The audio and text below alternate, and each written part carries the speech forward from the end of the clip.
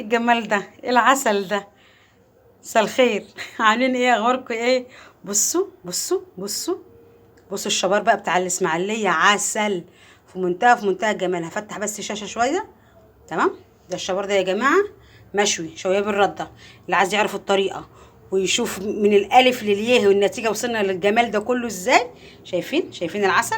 اغمق لكم بس شويه. شايفين؟